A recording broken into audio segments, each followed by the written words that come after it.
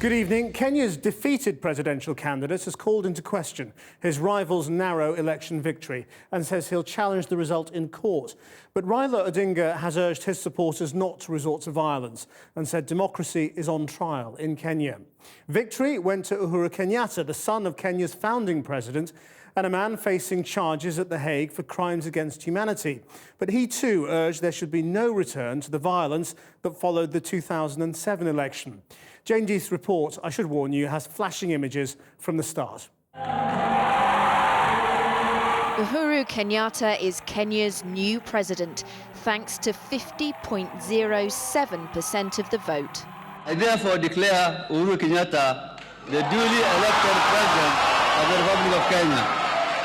After computer problems meant the votes had to be recounted by hand, he got just more than half, just enough to avoid a second round. Team Uhuru are celebrating.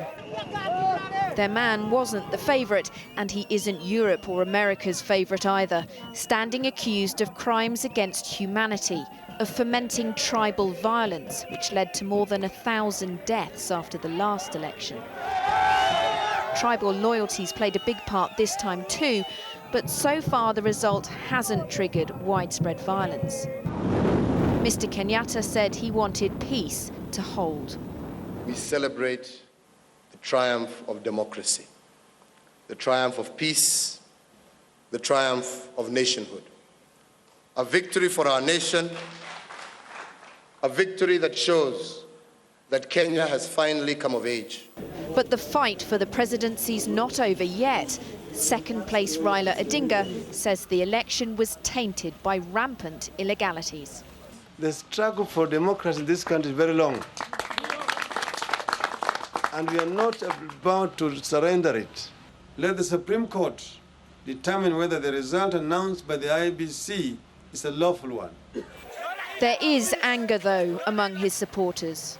There is no justice in Kenya. That's what we are requiring.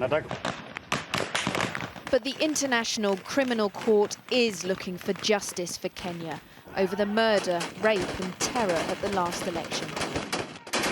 And it's new President Kenyatta who's accused of orchestrating part of it. He denies crimes against humanity.